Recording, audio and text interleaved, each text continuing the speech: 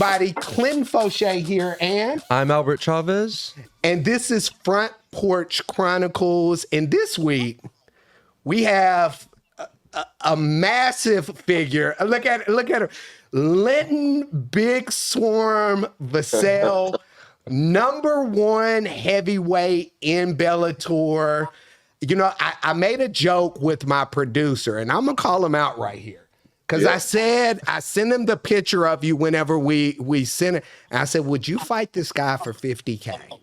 And he said for 50K, that's a lot of money. And I was like, bro, that's not going to pay for the brain damage that you're going to have. Right? It won't, but, you know, a lot of people don't. The funny thing is, I don't think people look into that part of it. They just see the money, but they don't see what happens after. It's a big toll on your body. And obviously the trauma you go through, Yeah. Especially if you're getting elbowed. I was about to say, you've been doing it for so long. Yeah, you do. Well, you know, it's funny because going into kind of my story, dealing with the brain injuries of it, a lot of people don't know. And it's funny because I've trained with a lot of people throughout my career. And then probably like 3 years ago, I had a car wreck. And man, I've had post-concussion, all of these different issues and brain problems from the accident. Yeah. So I couldn't even imagine being, you know, you guys getting punched, kicked. And again, a lot of people don't understand what it is being kicked or punched by a guy that's 6'4", 241. And some of them are bigger than that as well. Like heavier. Like, you know what I'm saying? So you got to think that's even more pressure and torque. Yeah, definitely. Right. Yeah. And you just never know which one is going to do it too. Like it could just be in that right spot and and you're out. Yeah, no doubt. And also you got to think there's knees, elbows, you know, as well. So imagine getting kicked straight shin to the head. Like, I'm obviously touch wood. That's never happened to me. I can't find no wood around here, but I touched my head. But, you know, that kind of stuff, obviously a little bit different than getting a punch. Yeah, no doubt. You know, that's definitely going to cause some drama. Yeah. So we're going to take it back a little bit. Yeah. Oh, yeah. You have to watch out for that, too, all the time. There's more awareness on it, but still, man, you just don't know what's going to go on down the line 10, 15 years. Be ready, man. Yeah. You've got to be ready. Yeah, exactly. Like the next 10 years, no one knows. No, well, and I've seen some guys, it's like I said, because I'm dealing with all the repercussions from, you know, a car wreck and a concussion. A lot of fighters, I see these fighters get knocked out. Yeah. Some of these fighters, bro, are never the same again. Right. And then some of them are like, oh, I want to get back in because they don't understand that the brain is just like if you tear a pec or you tear a bicep or whatever, you got to give it time to heal. Your brain is no different. And a lot of people don't take that into consideration. And they're like, oh, I'm going to jump back in and take a short notice fight 3 months later. Yeah. And then they get knocked out again. And dude, you get too. Of course. Yeah. It's not good. No, not at all. So it's not good at all. And you see it happen time and time again. Yeah. Yeah, it's a dangerous sport. Like, you sort of see fighters get knocked out and then they're back in it already. Like, I feel like even the company should be like, nah, you're not fighting, sorry.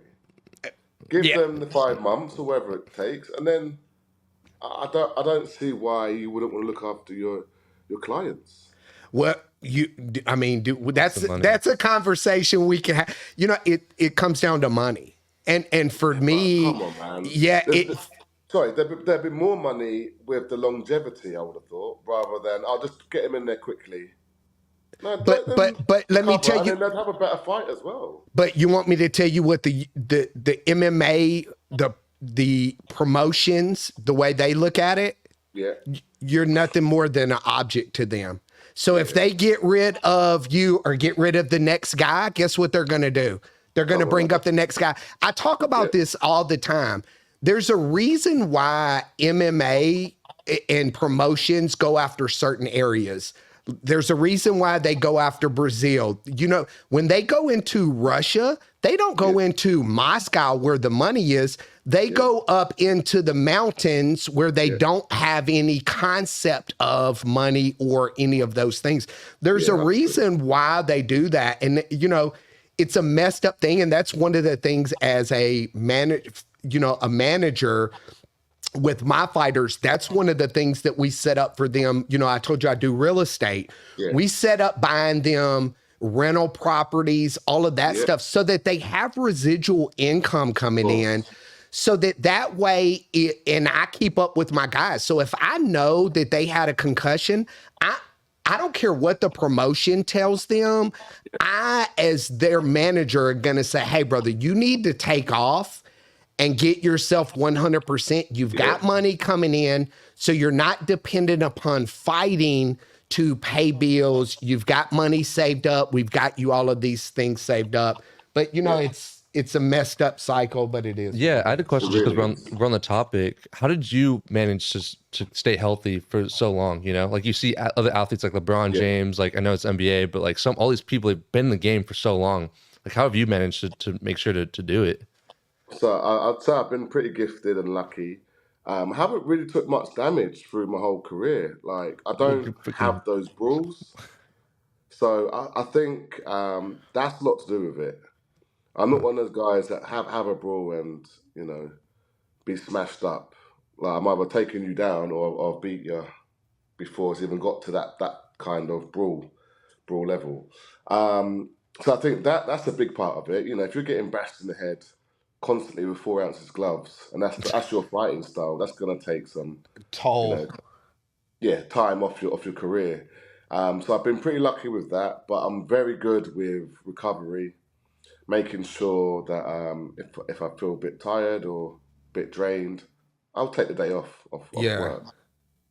That's important. And don't get me wrong, I do have teammates that say, "Hey, where was you yesterday?" I took the day off. Why? Because I was tired. I don't give a fuck. I was tired. So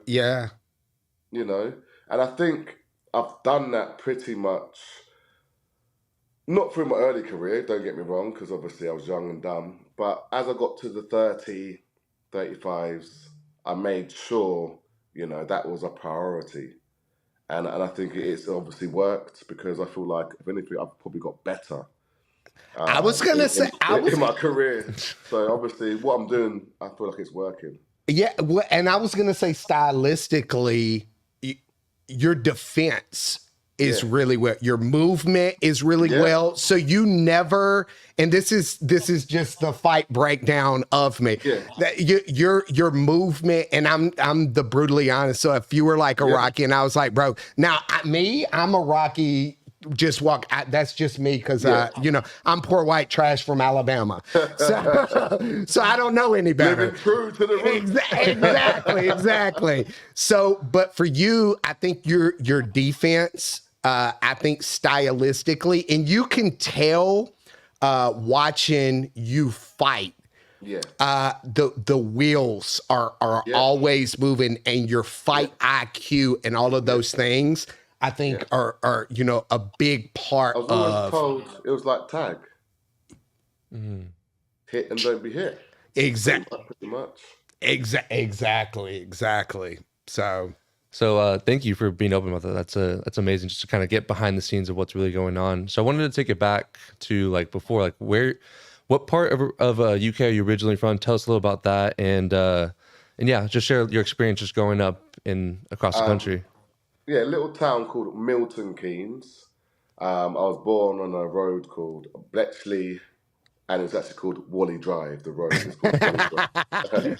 A little town called Bletchley. So Wally Drive is a funny name. Pretty much lived there all my life until I was the age of 30. I didn't start training until age of 21. Started doing a bit of kickboxing. But I was always athletic, doing athletics, growing up, doing some weights. I started lifting weights at the age of 12. So I was always, training and keeping fit. And then age of 21, started kickboxing. And then at the age of 23, I actually went into the gym, BST. At the time, it was called Total Dojo in Milton Keynes.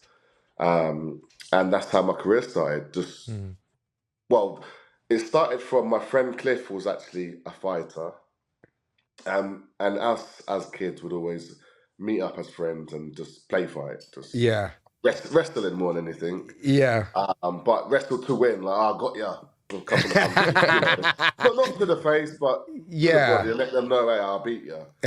So I got matched up with Cliff. I didn't fight. Again, I just did a little bit of kickboxing. Yeah. And I ended up giving him a rock bottom, slammed him to the floor, and I knocked him out.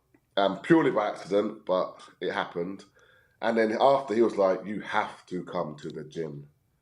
And for about 2 years, I just said no. For me, I was happy smoking weed and just being a bricklayer and, Oh, that's where I was gonna say. Oh, like Peloton, huh? Peloton the same way. Y'all are built y'all are built different. That's where Hands, yeah. Constantly, yeah. It was like I was strength conditioning every day. Yeah. From the age of 16 till 30, I was doing that. And you build your lats and stuff like that too, your hand strength. Everything. And I was doing weights. I was training after the gym, doing that as well, but constantly lifting blocks up every day, bricklaying. So obviously I had that, obviously core as well, not even really knowing about it. And then I went to the gym after 2 years of my friend telling me to go. And I was, okay, I'll go. And I just picked it up so quickly. Because I was big and strong, that just helped. That helps. My coach, it really helped. And my coach, Danny Batten, was just fine-tuning me. Okay, you got the strength for that, but let's add some technical submissions. And I think I don't grapple like a big man. I grapple more like a small jiu-jitsu. Yes. I'm very tight, and obviously get the submissions or get the ground and pound. And then my career started pretty much 6 months after joining the gym. So how old were you when you knew you wanted to be a pro MMA fighter? I'm probably going to say I started at 23, so maybe about 24. Yeah, it always doesn't take long. Yeah. No, it didn't. It was when I won my first sort of professional title. Mm-hmm. I was like, damn, I could actually make this a thing, because I did it, but it was more just like, I'll do it because I'm good.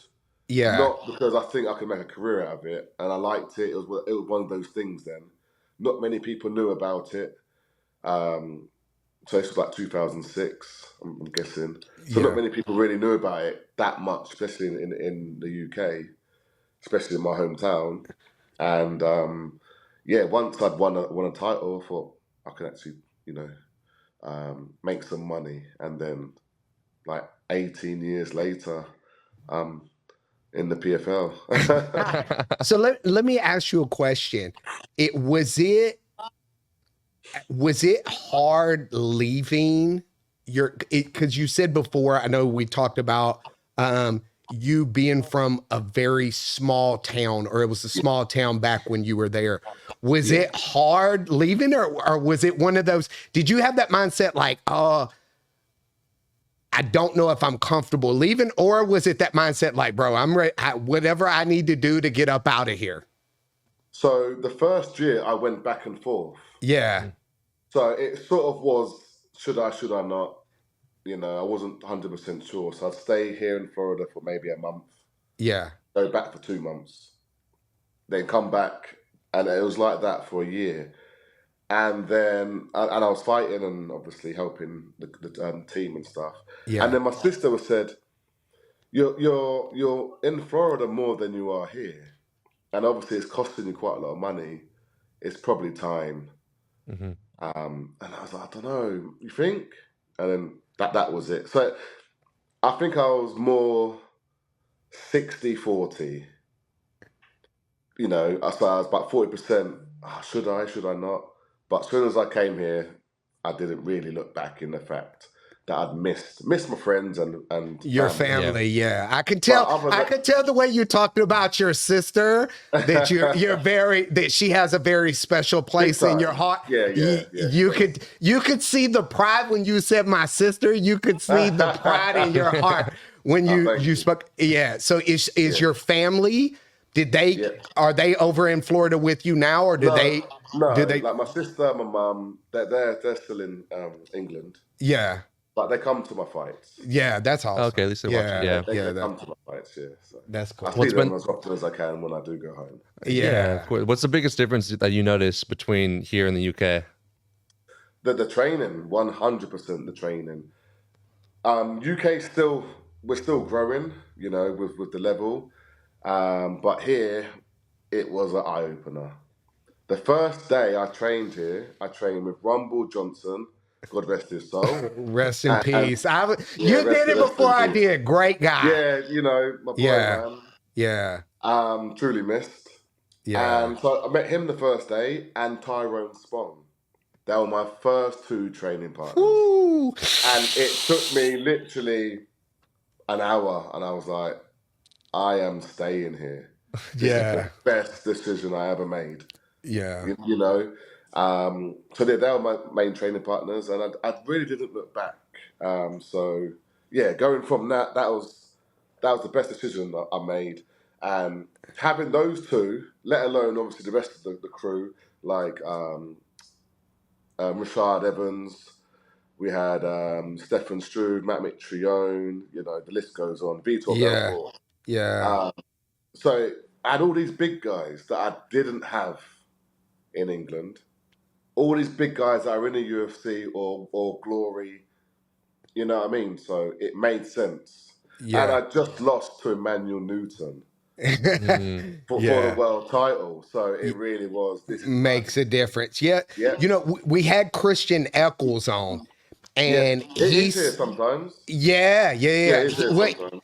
He specifically said going down to Kill Cliff has like leveled him up.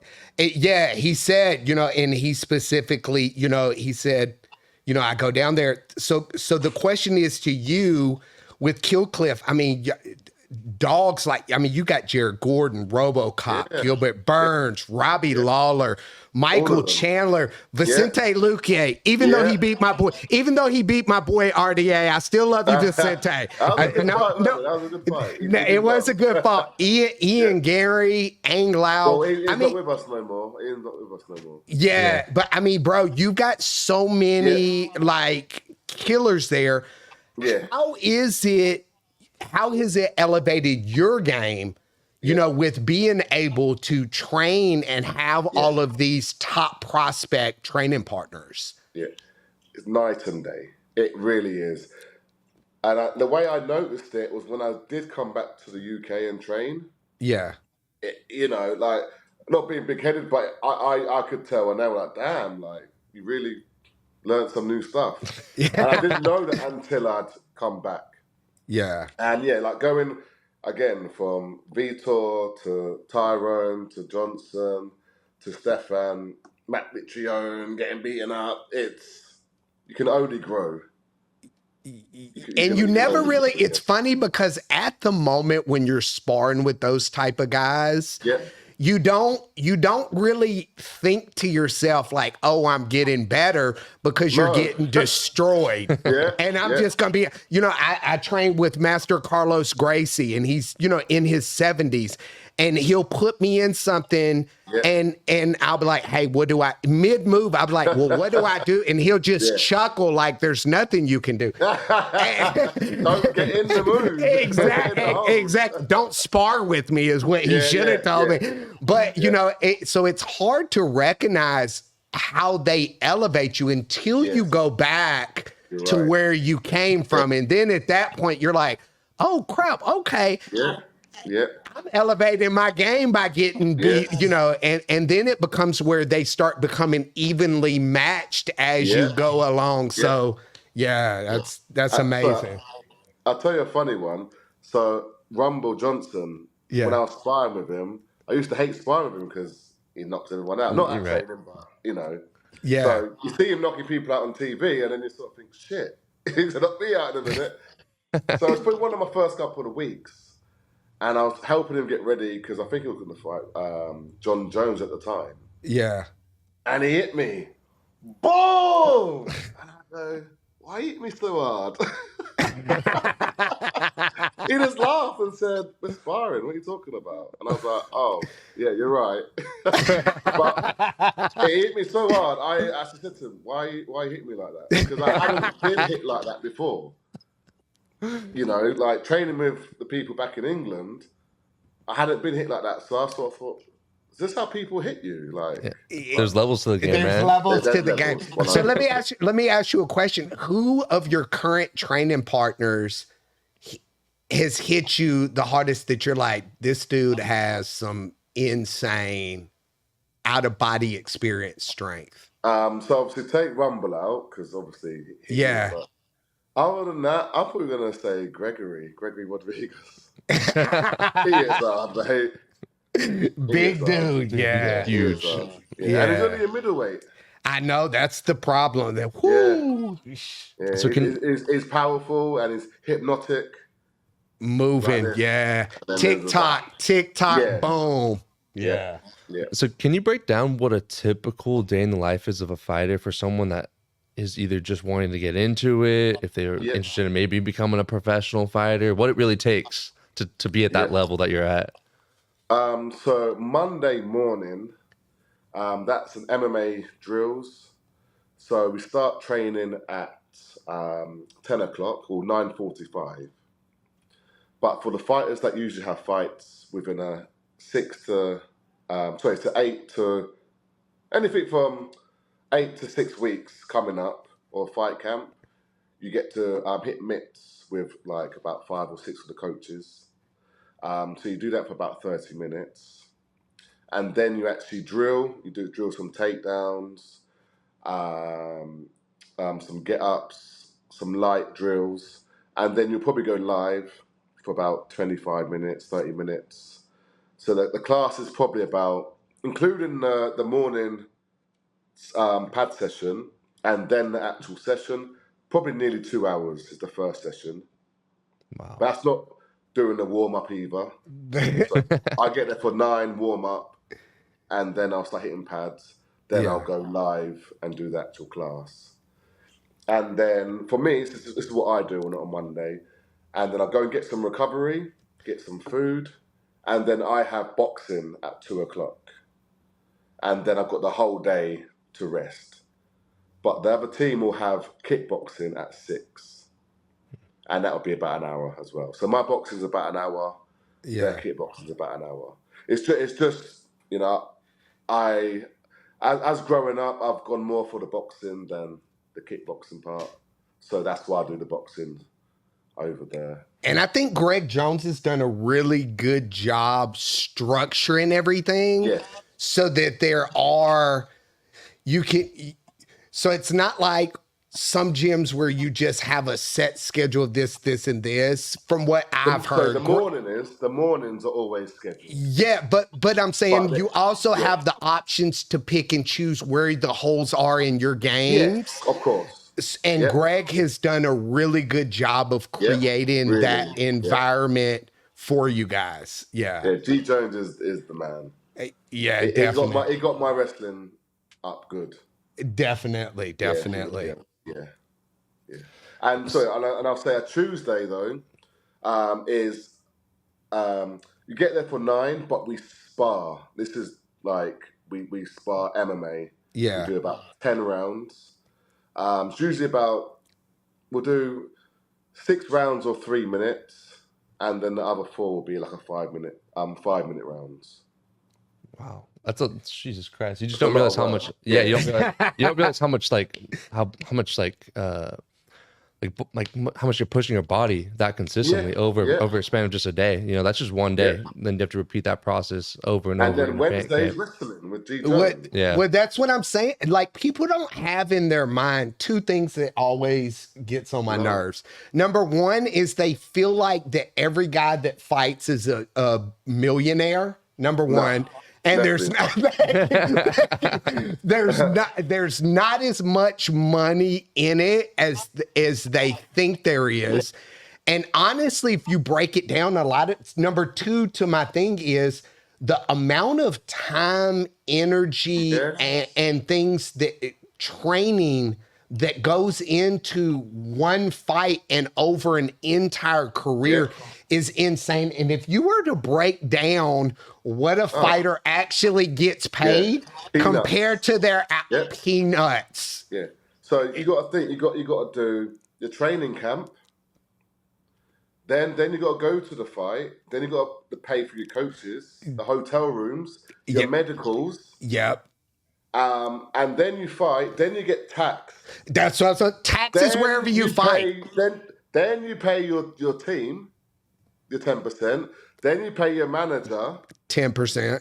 Then you're gonna pay probably some of the guys that helped you that extra little bit that came out with you, give a little bonus.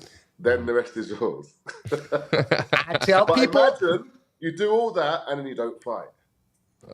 So that's why, and the weight cut. So that's why I tell. And you don't fight. That happens. No, it happened. Well, that's why I was telling Albert. Albert has just become a fan probably over the last year or so, from dealing with me with people. And so he asked me one time. He was like, "Why are they so mad if the other guy doesn't make weight? Well, they don't have to fight, so they don't get paid." And so you just I think if you weigh in, the person will get maybe a little bit of show. They won't get their full purse, but I think they get a little bit of show because they weighed in. They should. But the person that didn't won't get nothing. But it's unprofessional. Right. It's you've both signed a contract. You didn't. You're both. It's not hard to stop eating. No, I'm just gonna put somebody on blast. Yeah. D-Rod got ready to fight Kelvin Gastelum. Yeah. Right? Kelvin Gastelum showed up. I'm gonna tell you right now. Yeah. 15 pounds overweight. Yeah. Here was the kicker. Here was the kicker. Belly. Here was the kicker. 3 weeks, maybe 1 month before, he was doing from his YouTube channel. He was at a buffet and he was judging, and he came out and said, "I'm at this buffet. There's no way that I'm going to make weight."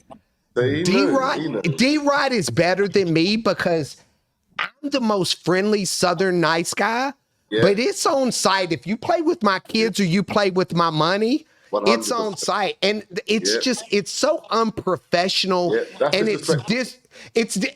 and here D-Rod had to fight up a whole weight class, not just a couple they were supposed to fight at 70. He had to fight at 85. He had to eat a big meal the night before just so that he could be at 185 because and he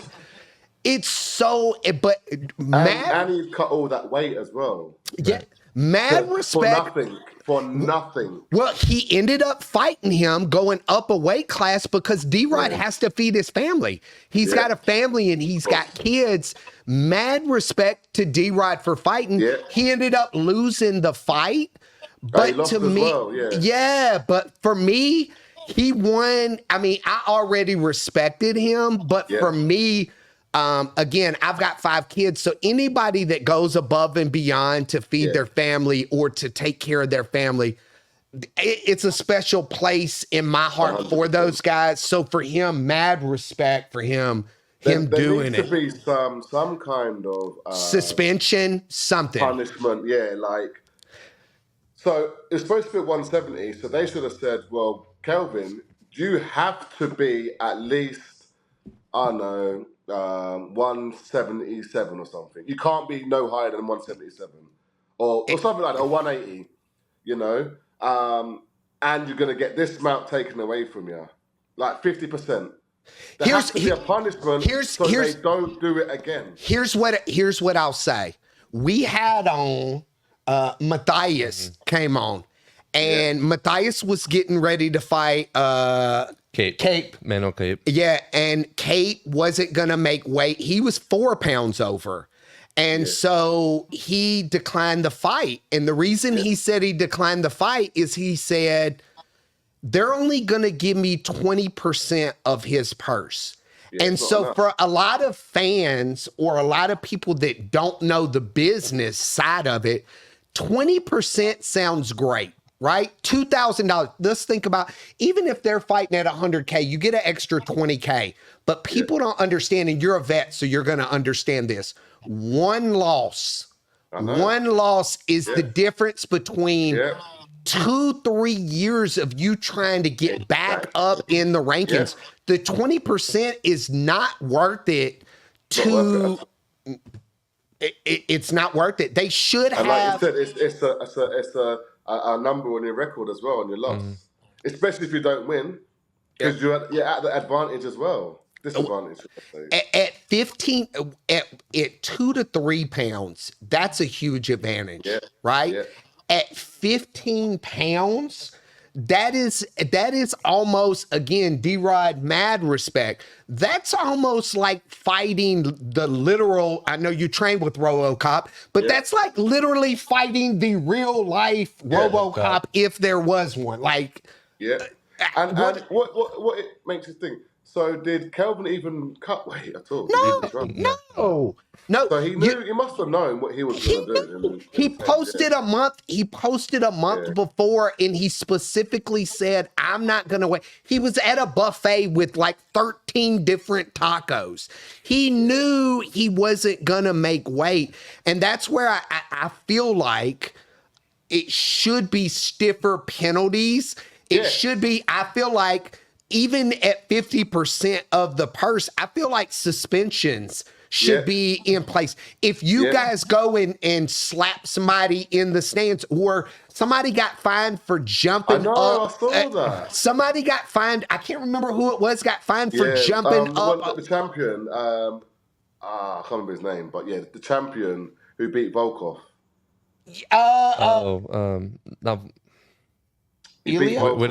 Whitaker? No, it was Ilya. Yes, sir. Ilya Tapur. Yeah. He got fined for jumping on.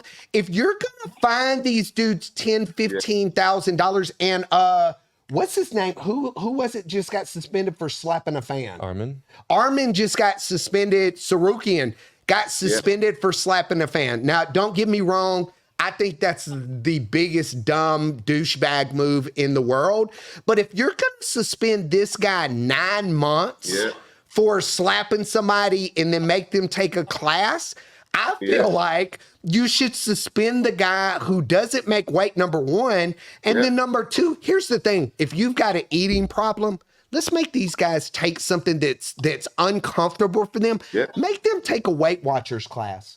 Make them take an eating class. You're not fighting at welterweight ever again. Somebody I'm not signing you for a welterweight, middleweight, or light heavyweight. You're never fighting middleweight. I'm not fighting welterweight ever again. 1,000%. That's his third. That's his third time. Now, don't get me wrong.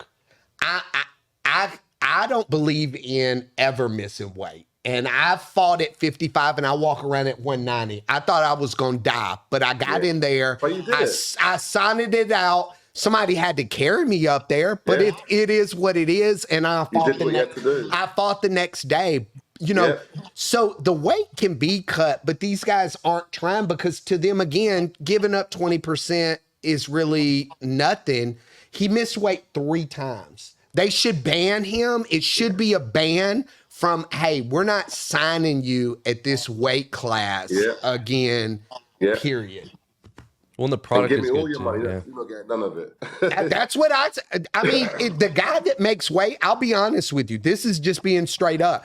If the guy makes weight and he's there and decides to give you the fight, 50% almost is, I would say you make 25%. And if you don't want to fight for that, then you got a 1-year suspension. You gotta force them to make them make the weight. Punishment. It was, and again, some people were on there and they were given this, you don't want to force guys to make weight. Nobody forced you to sign a contract saying that you were going to make 170. Nobody did that. You could have pulled out any time. At any time. I'm not going to make the weight. Can we make it a catch weight? Exactly. There we go. You put this guy, you put this other guy through punishment. Like he went, people don't understand, to be honest. And again, I've done weight cuts. I've been a part of weight cuts with fighters. I've done all of these things. People don't understand the fight is the easiest part. Exactly. The biggest devil throughout the whole thing is the weight cut. No, I'm telling you, it purges things. You have to, the team that you have to assemble has to be able to see you at your best, but they have to see you at your absolute worst, because when you weight cut, I can tell you now, the nicest person will be the most angry person, because you're taking food away, you're manipulating water, you're sitting in the sauna. It is pure torture. It is pure torture to do it. And so I agree with you. They definitely need to have stiffer punishments for the whole thing. So going off of that, like, you deal with the weight cuts, you deal with the training, you deal with the fight camps and stuff like that. What makes you motivated to keep training and being and fighting against the best fighters? I'm just got the competition in me, like the spirit of competition. I growing up just loved winning, playing cards, playing computer games, Monopoly, even playing tag, racing. I used to do a lot of racing, like athletics. Yeah. I think, I don't know if I was brought up like that, but the way I was with my friends and my family, I had to win. And I really took that literally, and I don't like to lose. Not say I'm a sore loser, but it'll make me better if I do lose. But I think that's the reason why I'm so motivated. And also, like, little things have been taken away. Like, I was supposed to fight for Bellator's the world title twice. Yeah. And 2 separate times they gave to 2 different people, where I was told I was #1 contender and they gave to other people. So it's sort of like, you ain't going to take what I've earned away from me. You know, nothing's going to deter me from fighting. Like, when I won that 5-fight win streak, yeah, I was supposed to fight for the title twice. But both times I gave to 2 different people. So it got, I think I beat Tyrell, and then they gave it to Czech Congo, and then they made him fight Bader too. But I was told I was supposed to fight. Then they gave it to, I was supposed to fight him again, and they gave it to Fedor.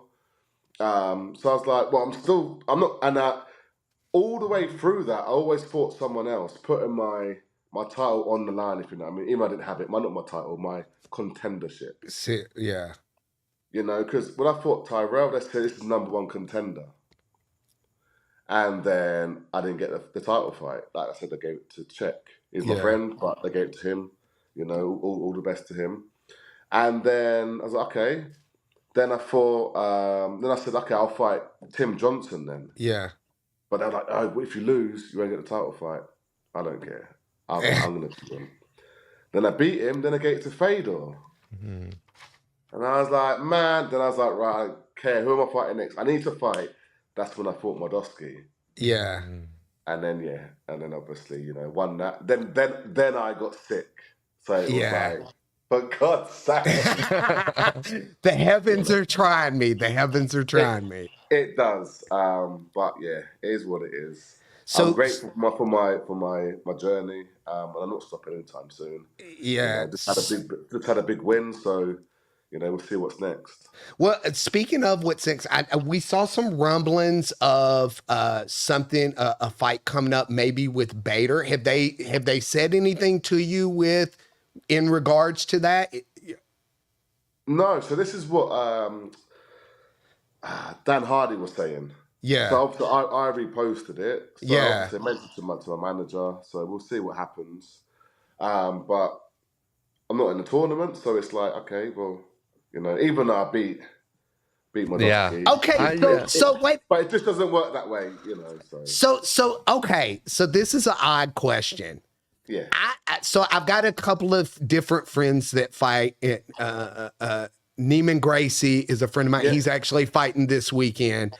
Yes, right. I think it's tonight. Yeah. It's tonight. Yeah. Is it tonight? 27th, yeah. right? Yeah. Tonight. Yeah. So I think it's the 27th, I thought. It might be. Or is it the 29th? I don't know. I have to. I think it's Friday. I think it's Friday because I saw Philippe Furel is out there with him, and I had spoke to Neiman before he left. So with that though, how do we? Adam Piccolotti is also. We've had him on here as well. How does the playoffs work? Okay, so the first round, which was April. Okay. You get points. Then you go on the leaderboard. So Okay. I lost my first fight.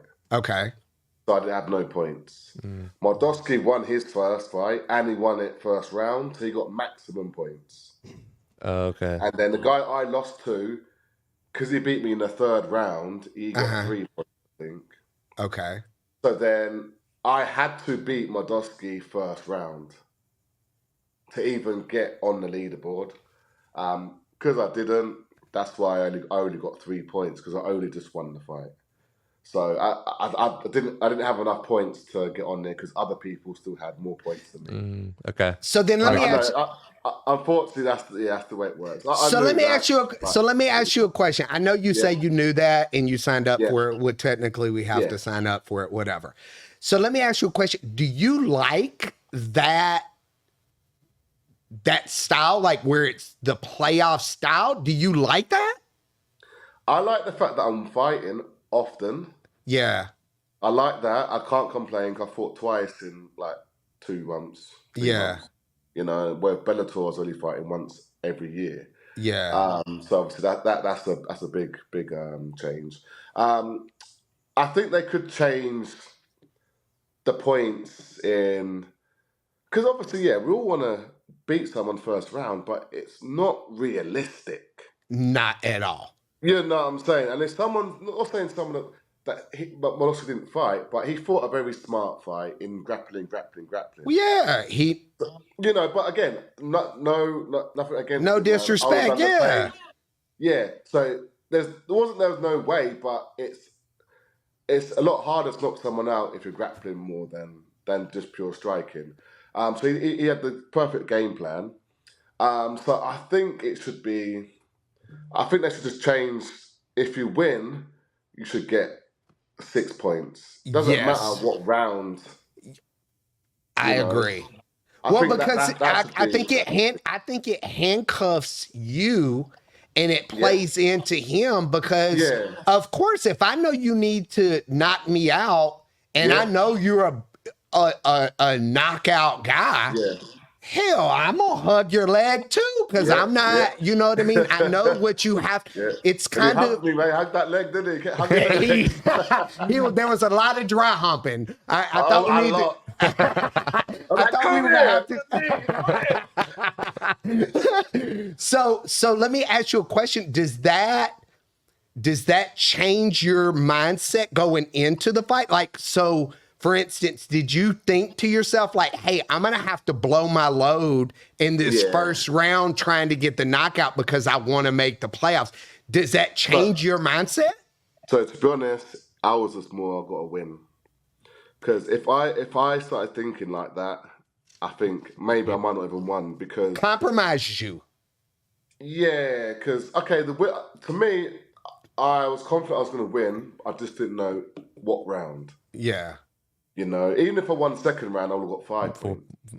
4 points. You know, so I wasn't going to go in there and just blow my load. And then say if I do lose, that's a loss still. You know, and one, it was a trilogy as well. Yeah. And I'd just come off a loss. So 1, it was a trilogy. I had to win the trilogy. 2, I'd just come off a loss. And 3, I'd gassed out in the first. So I was like, I had a lot of shit to prove. Yeah. I get it. Well, and that's where I say the playoffs, I wouldn't like it if I was a fighter because it handcuffs you. Like a handicap kind of thing. It handicaps you because you can't lose. Again, let's just be honest. With these promotions, if you lose 1, 2, 3, you lose 2, 3 fights in a row, you run the risk of... You see what I'm saying? That goes back to paying him too much. Maybe it's not as, you know, from 5 fights to 2 fights losing. Exactly. It gets like it gets like a toxic woman. You start trying to fizzle them on out of your life. So that's where. And I'm like, am I as good as I think I am? Because I'll start thinking that. Yeah. So 5 wins to 2 losses. That's not nice. It creeps in your head. People don't understand. It's such a mental game. Yeah. And that's again going back to the weight cut. It's such a mental game. Continually going on. All right. So to a little bit lighter side, we're gonna jump into the rapid fire questions. Just say the first thing that pops into your head. And ready. You are on the clock. Who's your favorite fighter growing up? Randy Couture and Royce Gracie. So I like it. Yeah, legends. What's your favorite travel destination? I'm gonna got 2, but I'm gonna say Thailand #1 and then Jamaica. Hey, what the boomba-clad boy. What the bomba!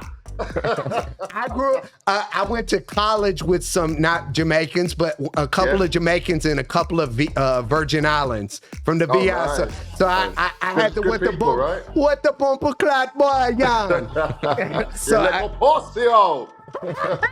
Yes. What is your biggest pet peeve? Liars. Ooh. That's what he said too. Liars. I hate liars, man. I can't deal with it. Don't say nothing. I can't deal with them. No, I hate it. What's your favorite cheat meal? It have to be a cheese. It's more like a dessert cheesecake. Oh, yeah, I love my cheesecake, man. I love it. I've brought what's it called? New York cheesecake 3 times this last week. Like you just came off a fight, so it's all good. So let me ask you a question on a secondary note. I'm a fat kid. I love desserts. I'm from Alabama. We drink syrup and all that. Wow. What place has the best desserts? The UK or the United States? Oh, United States. We're fatties. We're fatties. Cheesecake Factory. I didn't know that place existed. I went to California and my friend said, do you want to get some, I said, what do you want? I said, some cheesecake. He's like, oh, let's go. And he took me to the cheesecake. I was like, what the hell is this? In love. It was like love at first sight. Yeah. They sampled everything. Okay, what is your hidden talent? Hidden talent is I'm an amazing singer. Amazing. Okay. do some karaoke. I'm horrible. Yeah. But to myself, I'm really good. Like, when I'm by myself, I'm singing the most amazing acapella. So. I love it. What is your favorite song?